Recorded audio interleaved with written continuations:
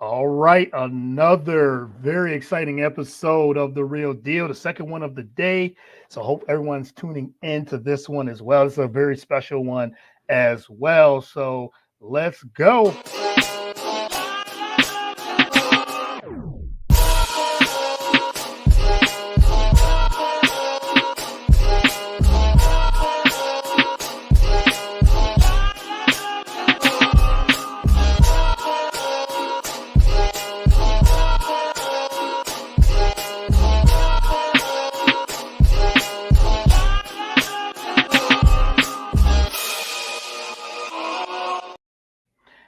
All right, welcome to the second episode of the day of The Real Deal. I'm your host, as always, Courtney Harden.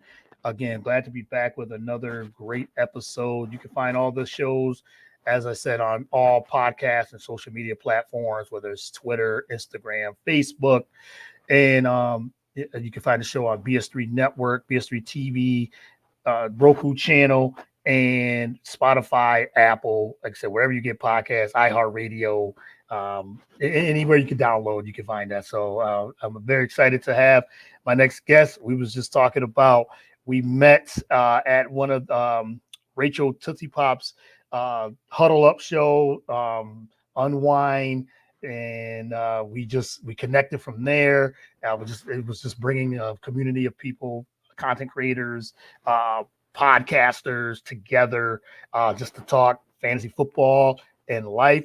But I have Jim Coventry. This guy has a bio, so I'm going to read this to you. The 2022 FSWA Football Writer of the Year finalist. I mean, that's a big thing right there. Rotowire NFL, SiriusXM Fantasy host, also Kings Classic Fantasy Football 2021 champ. I'm sure he wants to get that title again very soon. So, Jim, thank you for coming on. Really appreciate it. He's big in fantasy football community. So thank you for coming on. Really appreciate it. Super excited to be here, Courtney. Very, very blessed to be with you, and great to talk football today. Yes, I'm excited to have you on. Like I said, we met at one of Rachel Tootsie Pop's Huddle Up. She's having another one, I think, next week. So I'm there as well. But it was just, like I said, it was just meeting new people in this space. As you said, I know you've been doing it for a long time. I've been doing fantasy football for a long time as well. So I really appreciate it and blessed to have you on the show as well. So let's get right into it though. Talk about a little bit of how you got started, your love of sports in general, where that come from, the passion of sports and just in fantasy football in general.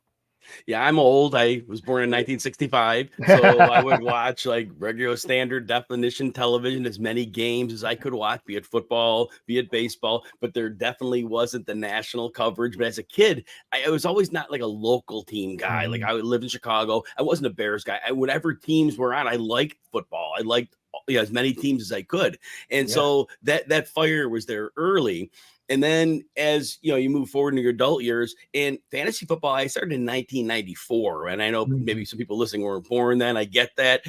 We would use newspapers for box scores, and we would use things like fax machines to send league reports. It was crazy, but it was passionate. But the one thing was, there was not a lot of information out there. So a fantasy player who could figure some things out, be a little more dialed in, aggressively seek out information, you had a massive, massive advantage on the field.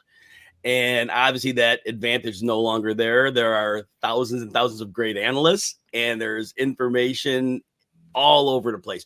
But how did I get into this? So what happened was, I met the woman who's now my wife, and she realized I watch football all day on Sundays. And to her, she's like, you got to make money if you're going to do that. So I fortunately, back in 1996, had won one of those national contests, single entry, won that. So I knew a little bit about football, and I was an English teacher by trade. I'm retired now, and I could write a little bit. So I reached out, and John Hansen of Fantasy Guru, I told him I'll write for free for a year. I just want to get some stuff, on my profile, portfolio. And he was gracious enough to let me do that. So I wrote there for a year. At the end of the year, I reached back out to him, and he didn't get the email for a long while. And by the time I got back to him, I was like, I probably thought it wasn't going to work. So I ended up working for Draft Sharks, Lenny Papano, Jared Smola, Matt Shelf, worked there for about 8 years. And that was phenomenal. Did that while I was teaching, like a lot of us in the industry do a job and then do fantasy. Yeah. And it's hard to keep up with the best in the business when you're working another career. But so you have to work harder and harder with the little time you have. And then in 2016, it was kind of time to move. Things were just going in different directions. And I ended up with Rotowire. And what an amazing blessing that was. The first year in, Rotowire asked me if I would, host on the SiriusXM show. I'm like, oh my gosh, what an amazing platform. Yeah. Right place, right time. And for whatever reason, they chose to grace me with that opportunity. And so that really kind of took me off in the industry, because a lot of people have that channel. A lot of people seek out fantasy football. And, my whole thing, Courtney, is don't care about what I say. I try to put a lot into the why just to get people to think. And if you like the why, then roll with it. If not, I don't have a monopoly on the truth. We got a lot of smart people out there, but I'll give you what I've got. And that platform has helped me to kind of move that. I love that. And I mean, so much unpacked there, because you said you started with, I could relate, newspapers, and that's where the stats are coming out on the USA Today or your local paper or something like that. And I just remember in high school when I was in high school and when fantasy football was just starting in the 90s. It started before it, but in the 90s it really was blowing up, and thinking, okay, how do I get into this? Because I love football. I love watching it every Sunday and Monday. And at that time, it was only Sunday, Monday, it wasn't Thursday. So at that time, Right. It was Sunday and Monday night football. How can I? I love the statistics. I love, reading these things. And now you can get in competition with other people, your friends or whatever in the industry. Oh, okay, let's do it. And as you said, sometimes you had to call networks just to get the stats too. I remember doing that too. So I could definitely relate to that. But as you said, it's evolved so much, because there's so much content now, and a lot of great, talented people that does it. What do you think of the shift of what it is from back then in the 90s to what it is today? Really, it's the instant news. And a lot of people are so used to that for the last 10 or so years. But instantly, Adam Schefter, Ian Rappaport, others before them, the late John Clayton, Yes. There were people always getting information out there fast through social media or through the networks. And so now, if you're keeping on it regularly, you're always having a flow of information. And that's 12 months a year. Yeah. And that's the crazy thing about it, right? You mentioned like how the evolution. So the one thing I want to tell people is, if you're following different analysts, vary your portfolio up. There are some great stats people out there. There are some great people that understand the game inside and out. Yeah. Find people with different takes. Don't find just somebody that does it exactly the way you do. Listen to a couple others as well. The only shows I really listen to now are shows that just break down the NFL, like the Athletics podcast, sometimes the Ringers podcast. They talk about real on the field football trends in the game. Like you, we all have access to the numbers. My whole thing is, what do we do with those numbers? The numbers are cool, but I want to know how the player fits into the offense. What new offensive scheme and systems are coming around the pipe? I want to integrate those numbers and make those about the real game that is played by human beings. The human beings are not numbers. They produce numbers, but those numbers are often predicated on a lot of different factors. So the numbers are great, and get yourself a numbers person, but also find people that are going to dig in and try to give you a full picture. And I think with so many great people out there, you can find that blend of analysts that make you the happiest with your fantasy experience. Yeah, exactly. You said the evolution. It said going from newspaper and even magazines. I remember just buying. I still buy magazines too. And it's I don't know. I just like the physical copy of it. And yeah, sometimes you bring a magazine, if you get one early, so it feels. And some people will say, well, it feels outdated because by end of August things have changed. But I'm saying, but it's still that you said information of really breaking it down, that doesn't change because you still need the information. You have the statistics, which is great, but you need the information. And you're right. There's so many great podcasts. There's so many great analysts in this industry, and but you're right. I think you have to really limit it because it could be overload too. It could be information overload, just like anything else, as well. So, and you talk about like there's so many different leagues too. You have redraft, you have best ball, you have IDP, you have all these things. Talk about that change too. Before it was just a straight. If you played on Yahoo, you played on, ESPN came a little later with their fantasy football, but Yahoo was one of the first ones that you could actually sign up for, and you draft, and you had that team. But now there's so many different leagues, so many different rules and things like that. Talk about that change too.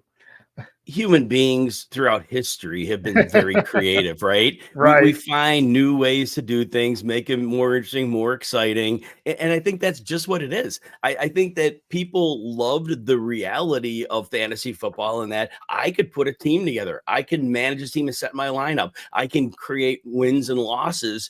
And then people realize, oh, there are different ways we could take this.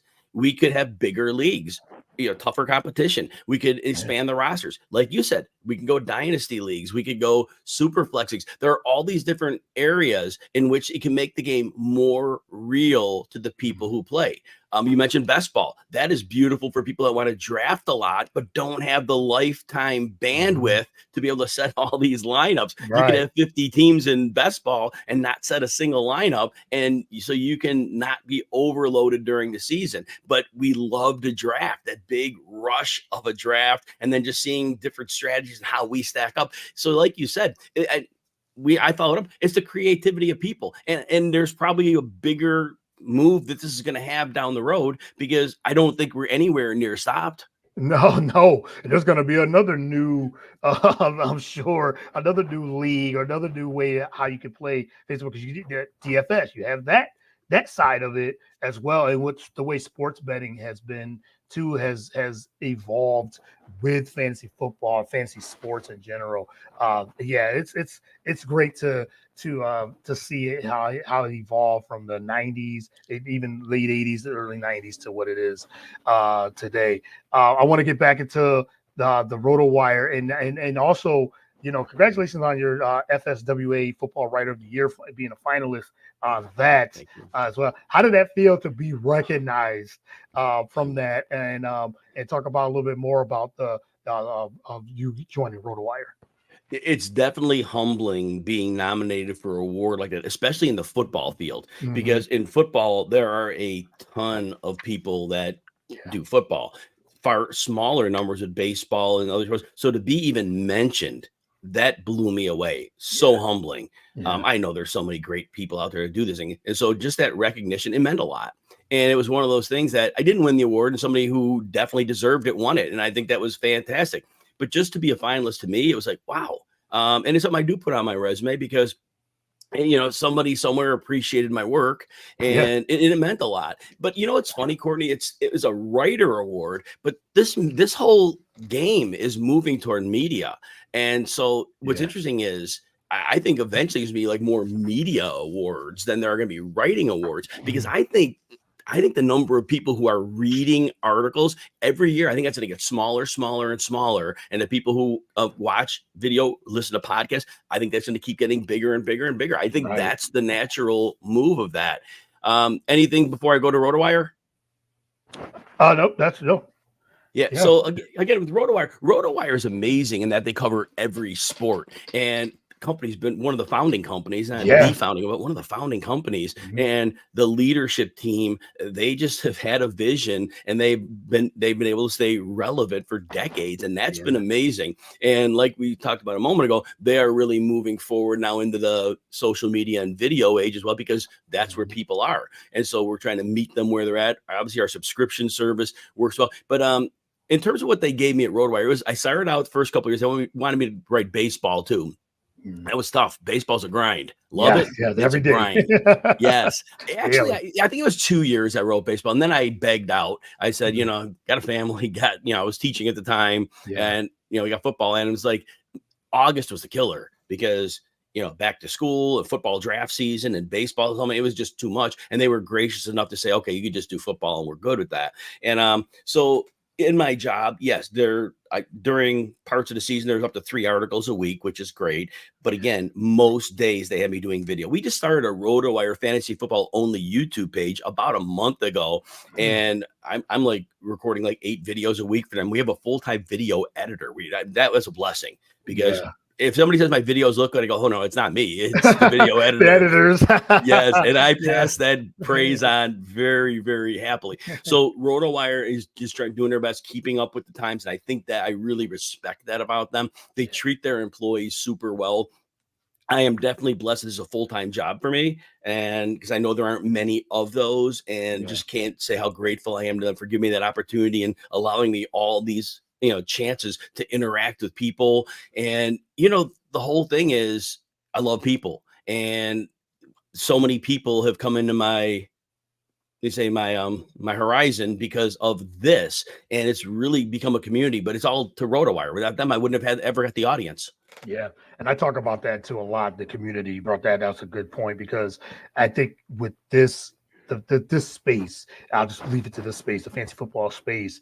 It is a community. It is, because I see people helping each other out, and for advice, and we can always talk about sit start. Who do we sit? Who we start? And we're looking to try to win. We're looking to beat everybody in our competition, in our leagues, and things like that. But it's all in the industry in itself.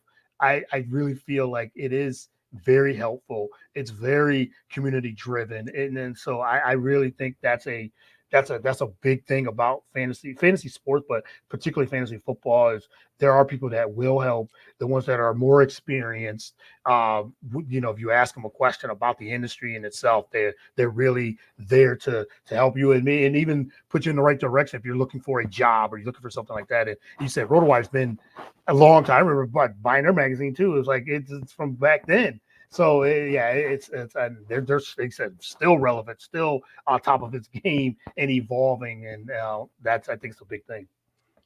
So yeah, like I said, I just can't even restate it enough. But thank you for noticing that. You mentioned the community, and with the community, that is such an important facet. And to go a little further on, there are a lot of people who break in to the industry and they're nervous, like, well, how do I do this? What do I need to do? And I always tell people, I want to just say that now with an opportunity, is I tell people there are thousands and thousands of different micro audiences out there. Your audience may end up being 5 people, 500, 5,000, 50,000. But if you do football the way you want to do it and you want to content create, there will be an audience for you, and that audience will find you. And it doesn't matter what the size of the audience is. And there are people out there, and that's really all it is. You're entertaining people, you're informing people, and everybody plays football at a different level. Not everybody needs the most hardcore analyst. There are some people out there that are just entertaining, and that is great, because that's what some people want. They want some football, but they want some entertainment. But there is, again, so many audience. So anybody that's thinking about it, be you, because this community will embrace you. Nobody's going to be like, oh, what are you doing? I don't see that. Yeah, I don't see that either. Not too much. And I think that's a big, and that was going to be my next question. Like, what's some of your favorite and least favorite things? It looks like community, or just, you said there's something for everyone when it comes to, content creating, that there might be, you said there might be someone that loves, like you said, the entertainment factor, someone that might love the statistic factor, someone that might just love, like you said, this different things and elements. There's something for everyone. Said from 5 people to 5,000 people. But what's some of your other favorite things about this industry of fantasy football, and some of your least favorite things? It goes similar to what we said, the friendships I've made. I've been friends with people I would have never known if it weren't for this. And the Fantasy Football Expo out in Canton, Ohio, that'll be in a couple of weeks from now. But I'm part of the Kings Classic with a number of the people I met there. The first year was only the Kings Classic. There were 24 people, 2 leagues, and that was it. And then the Expo started. But the beauty of that was knowing there's an event every year where you can catch up and meet new people. That's a beautiful part of the industry. Bob Lung just, and he wasn't the only one. I know Mike Clay and Brad Evans were a big part of that process, but Bob Lung has basically taken it over and ran in a beautiful way, visionary with it. And just to know, the favorite part of the industry is that we have an event every year. Many people get there on Thursday. Many people leave on Monday. It's a big weekend. There's parties, there's drafting, there's hanging out. Like I said, you rekindle old friendships, you make new friends. And if you're just open to just seeing people, that could become one of my favorite things in the industry if it isn't already. Yeah, I love that. And that's the thing. It's I went last year, my first time going to the expo. I'm not going this year, but I went last year, and it was you said it's overwhelming because there's so many people. You get there and it's like, wow. Oh my goodness, I see these people on TV. I see these things on YouTube. And you said it's the parties, and for the expo, it's the parties, it's the just going to Kane, Ohio itself was Yes. tremendous. Go to the Hall of Fame. You go to the actually Hall of Fame exhibit, watching live drafts, watching the Kings Classic. They have the Queens Classic now. That was exciting. You have the round tables, you have all these seminars, you have all these things. There's something for everyone, and you don't have to be. And I think someone asked me. They said, "Do you have to be into fantasy football?" No, you could go in as just a fan of football, or you can just go in and say, "Hey, I'm taking a trip to Canton, Ohio, and go to the Hall of Fame." You can just do that. You want to go to the expo itself usually on Sunday. You can do that. Go for the restaurants. You just go for a little bit of everything. So yeah, I agree. It was a good experience. So yeah, it's awesome you made it, and every year more people come, and that's yeah, it. And like I said, some people won't go every year, and that's fine. It could be expensive, it could be time consuming, but if you can make it, make it. yeah. And if you wanna go, you said I think the best part is meeting people. That was the best part. Talking about not just fantasy football, but you talk about life. You're talking about family, and then you start getting to know people. And what do you do in the industry? That I thought that was one of the best experiences to me, was getting to meet a lot of new people and really getting connections with a lot of people too. But there's on the other side, what's some of the least things you like about or you don't like about the industry? There are very few things I don't like, but I still see there's still a faction of people that don't treat people as equals. I see people that, I still think, unfortunately, there are people that still bash women, and how crazy. Yes.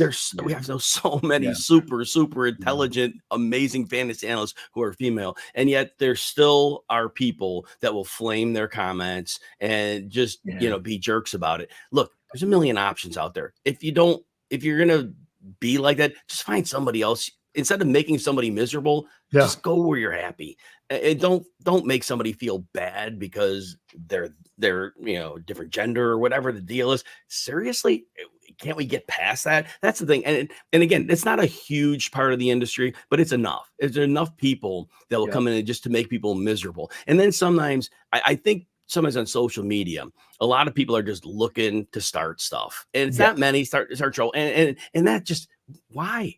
Football's fun. Yeah, Football's fun. Yes. You have a different take on an opinion. That's great. I hope it works for you. I hope you win your league. I am wrong like everybody else. Yeah. And, I'll give you my reasoning, but it doesn't mean it's right.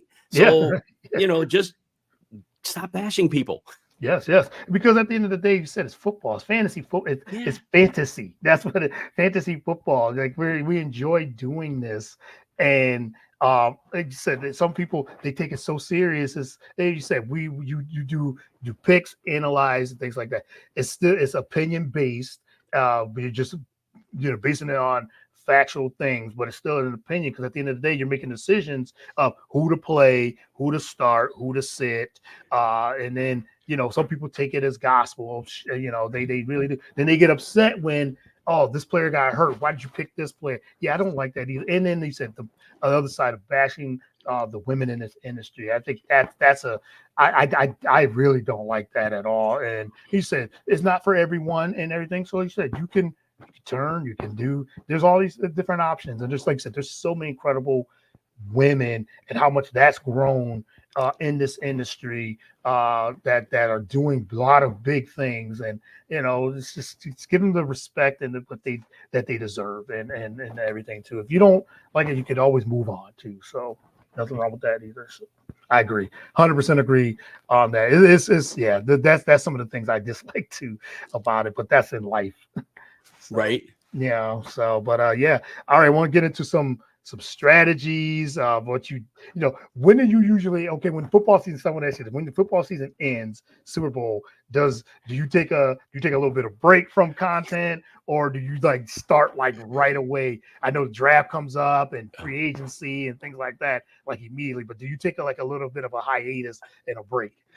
I think 1 to 2 weeks after the Super Bowl, Hmm. probably gonna take a vacation week in there.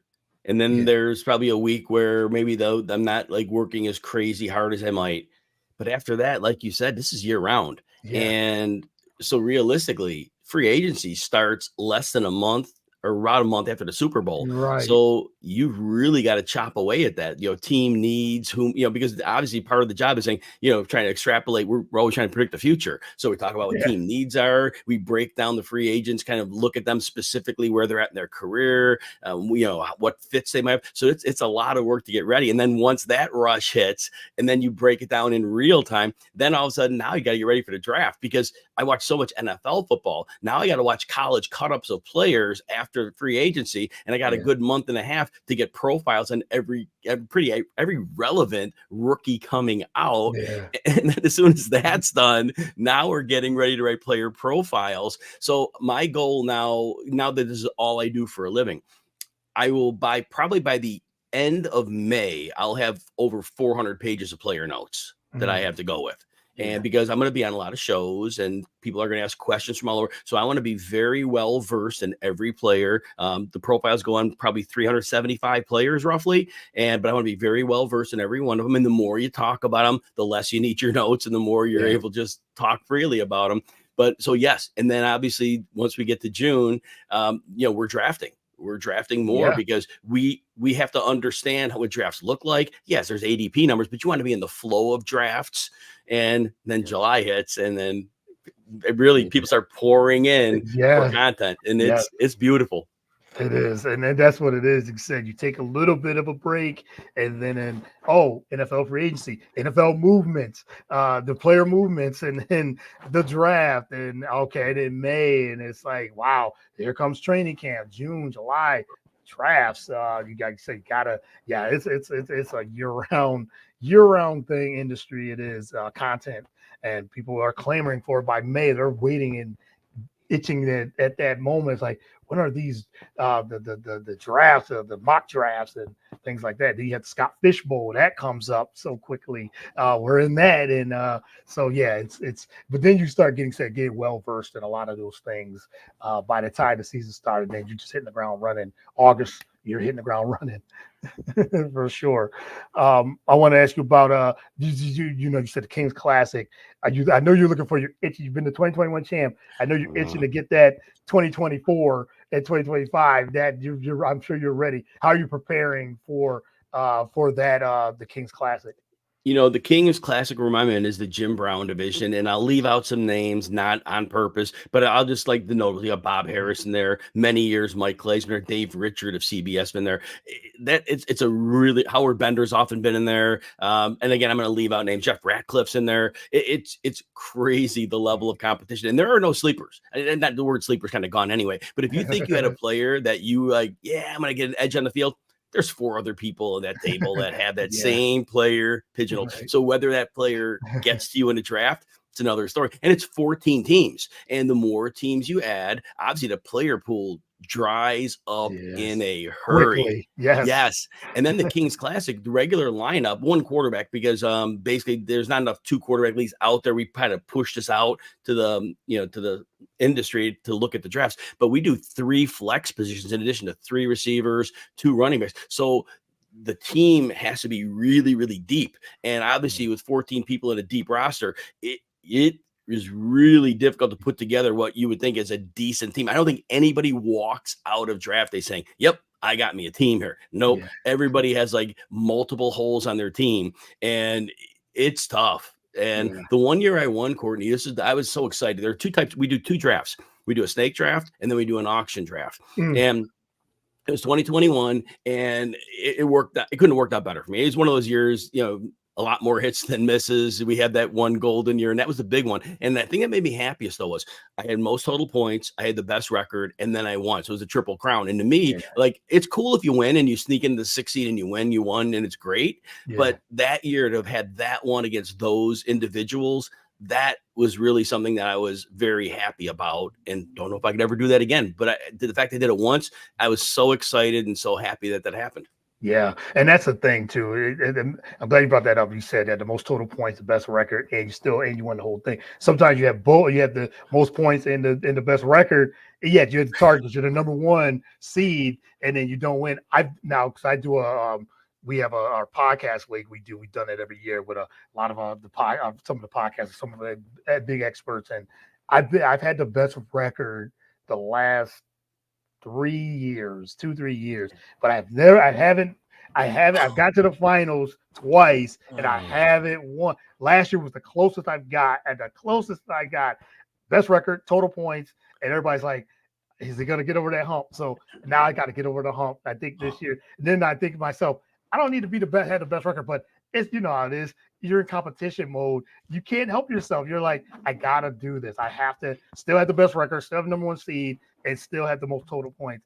And I think I gotta win now. So as you said, gotta get that triple crown. Gotta win it. You know, so that's the goal this year, is to still they say, oh, you're great regular season, but when you get to the playoff and finals, you just can't seal the deal. So that's been the monkey. I gotta get that monkey off my back in the league. But that is great. As you said, it's like heavy hitters in the Kings Classic, and I'm sure, like you say, when you get on top, it's like, wow, I can't believe I beat everybody in this in that league. So I don't want to give you you to give up too much of your strategies or anything like that, because people listening and everything too. But what would you say to someone that wants to get into fantasy football? Like, what type of strategy? I know it all depends on the league and what type of league they're doing and things like that, but what would you say on that? Like, if someone wants to get into this and really try to win?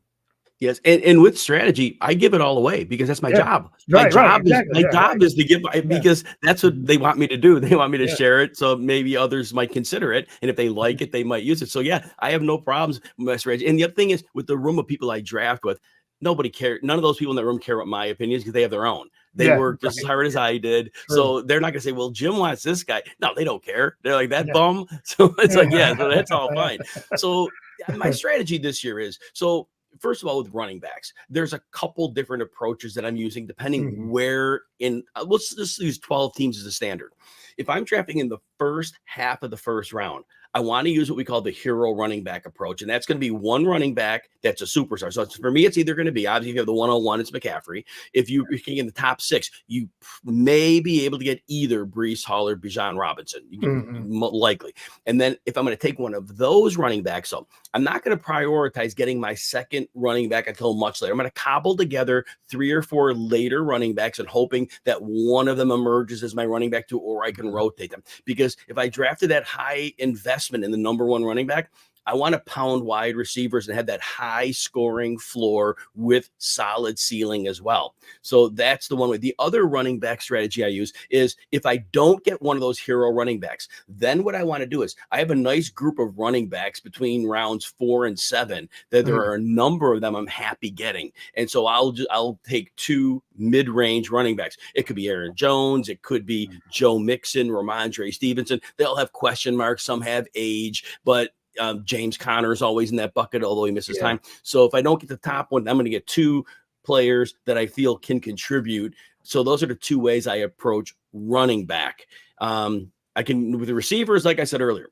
the more you can get early, the better. I do think that receivers give you, if you get the right ones that you're looking at, you can get a high floor, and you have potential for a big ceiling. But these are the players that can often carry your team if you have a good group of 3 or 4 of them. And then you take some lottery tickets. My lottery tickets late, I often like receivers. Like this year, Michael Wilson, like bad quarterback play early in the year. He had a bunch of 50-yard games. Last 2 games of Kyler Murray was great. Wan'Dale Robinson is like almost undrafted yet.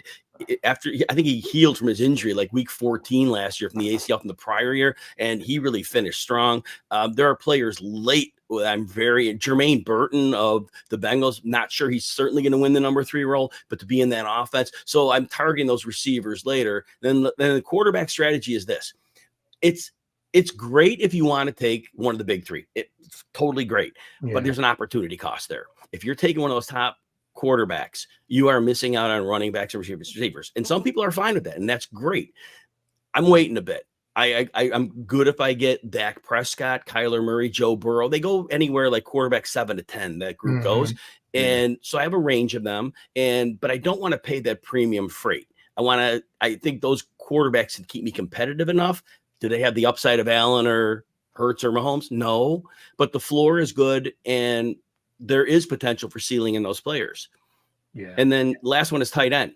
So tight end, usually we used to have the tight ends go early, like Kelsey would go in the first round, because in the prior 4 years, on average, you were getting a 60-point PPR edge from the tight end 1 to the tight end 2. The tight end 3 was another 40 points down. So the edge was so big. This year, let's go to last year. There were, Sam Laporta may have been the tight end 1, but there were 6 tight ends within 30 PPR points. They were all bunched in. So somebody may have been number 1, but it wasn't enough to say any of the 6 are great. And this year in drafts, that's how I'm viewing it. Let somebody take the first 1 or 2 off the board. But I want to get one of the top 6 if I can. But if I can't, and I miss out on all of them, people are sleeping on Pat Freiermuth. They're worried about Arthur Smith. But the thing is, they see Kyle Pitts. They go, well, Kyle Pitts was terrible on him. Jonnu Smith had 582 yards last year. There were like 140 tight end targets. And realistically, Kyle Pitts just uses a deep threat. And with bad quarterbacks, that was never going to work. But Freiermuth is like, so he's your fail safe. So that's kind of my strategy by positions. I love that. I love it. And, positions, especially like first round, that's always we always talk about first round. What's the strategy? Is it this year? Is it because maybe back then it was always running back premium, running back heavy, right? First round. That was like, those ages where the dual running backs, it was like running back, right. And it was like, oh, we can never draft a receiver unless it's like late in the first round. Nowadays, it's changed. It was receiver for a while. It was like that was it. The first 2-3 picks were receiver. Now it's kind of a split because he said, I think now McCaffrey has agreed. I think McCaffrey has got back to being the number 1. And now is he clear cut number 1? Probably, I would say 90%. Yeah, 85, 90%, because someone might go CeeDee Lamb, someone might go Tyreek Hill or other Jamar Chase. Someone might go that route. But last year it was Justin Jefferson. He was a can't miss number 1 pick, or someone go Breece Hall number 1 now. And you're right. I like that. I like that strategy that you said of, if you can't get those 3 running backs, okay, now you can go receiver. Like last year, my draft, it was a 10-league team, 10-league draft. And it was, I think I had the 7th or 8th pick. Running backs were going, but Tyreek Hill was right there. So I said, oh, okay. Tyreek Hill falls right to me at 8th. I'm going to get Tyreek Hill. Come back around, A.J. Brown's there. It's like, I should stack these 2. I'll just stack these 2. So I stacked Tyreek and A.J. Brown. And then it came back around. I think I got Jahmyr Gibbs. I picked Hurts, I think, fourth round, I believe, if I remember. So, so my top 4 was, and I rolled that all the way to the championship. So it's all, like I said, it's all about strategy, how things fall, and everything too. But you brought up Freiermuth. I thought was interesting because he has now receivers, or he has quarterbacks, like Russell Wilson and Justin Fields. Whoever's going to start, they're going to probably look for their tight end. That's just the premium. So Freiermuth is falling. I was going to ask you like a couple sleepers in each position. Who do you think is a sleeper? And you said Freiermuth is definitely one at tight end, but as quarterback sleeper and running back sleeper. And then another tight end later, Luke Musgrave, like tight end 17 off the right. Being a second tight end, that's not a bad idea. Right. Quarterback sleepers are kind of tough because they kind of get locked in on value. There's only a few of them. I do think like the top 12, they belong where they're at. And I don't think there's any surprise there. I think Kirk Cousins going at quarterback 18. I think that he is that value quarterback who could be a top 12 guy. They bring in Zach Robinson over in Atlanta to run the offense. He was with Sean McVay, so that system comes in. But remember, Kirk Cousins ran a similar offense with Kevin O'Connell, so he's learning it instantaneously. The Achilles, I'm not worried. That saps explosiveness. Well, Cousins was never You explosive could in the never last 5 move, years. right? Yeah, So yeah. and he's got Pitts, he's got London, and even the speed of Darnell Mooney just to stretch the field. So there's weapons. So I think that's your one quarterback. Running back, I didn't really mention sleepers, but I definitely can. So about running back 37 off the board, Chase Brown. I like Chase Brown because Zach Moss was good at the end of 2022 with the Colts, and the first 4 games last year he was great. After that, 3.92 yards per carry, below ordinary, and the Colts had a good run blocking line. They didn't pay him much either. Chase Brown, very limited sample size, but he was very explosive. I think he comes in with half the work, but I think there's room for him to steal more. Outside of that, other running backs you might look for a little bit later. I really think that taking a shot on somebody in the Chargers backfield, like Kimani Vidal, right now they're not talking him up. Yeah. But Gus Edwards is 29, and J.K. Dobbins are saying he's fine. But come on, Achilles injury, a former ACL injury. Yeah. So I think if you go super late, you just want somebody that might have a shot. Ray Davis is another one I like. Ray Davis comes into Buffalo. It was James Cook in his last 5 games, 2.64 yards per carry. All the work he had, you could tell that wore him down. Yeah. So I think they were an inside grinder. Ray Davis. So the backup running backs in Buffalo were getting 25 to 40 snaps in a lot of games, and there were 16 carries inside the 5. Ray Davis could be ticketed for that. So again, cheap. He'll be like a low end running back 2 flex type. But again, the work could increase a little bit. So that's right. I went through receivers earlier. I mentioned Wan'Dale Robinson, mentioned Michael Wilson. I mentioned Jermaine Burton. Those are some late players. He goes earlier, but Jackson Smith-Njigba, I believe, is like a breakout player there. He's going in the 7th round of a lot of drafts, but Tyler Lockett really fell off, like 16th percentile yards after catch. He needed 122 targets to only get 800 yards. For him, that just didn't work. Smith-Njigba's trending up. And I think we got all the sleeper positions covered. Yeah, we got them covered. Yeah, love it. I love it. I love the strategies. Like you said, you do this on a daily basis, just giving great information. That's what it's about. It's put all that information. So I'm gonna let you go because I know you have to have your show coming up. So I'm looking forward to listening into that. So Jim, I really appreciate the time, appreciate all the things you got going on. And so if anyone, like I said, if anyone that wants to listen and reach out to you for picks and things like that, let everyone know they can follow you on social media and the SiriusXM show. Yeah, I appreciate you having me on. This is a wonderful opportunity to hang out with you, talk some football, continued success on the show, and look forward to being in touch. Yeah, absolutely. And you can follow Jim Coventry NFL. You see it there on the screen there. And if you guys are going out to the Fantasy Football Expo, say hi to Jim and everything too. Cool guy, and I really enjoy it. So Rotowire, SiriusXM Fantasy. So check out all his content there as well. So thanks a lot, Jim. Really appreciate it, and many blessings, and best of luck with everything you got going on as well. Thank you, Courtney. All right, thank you, and thank you for everyone that tuned in. Really appreciate it. This will be up on, like I said, on all podcasts and social media platforms. Thank you again, and until next time, God bless.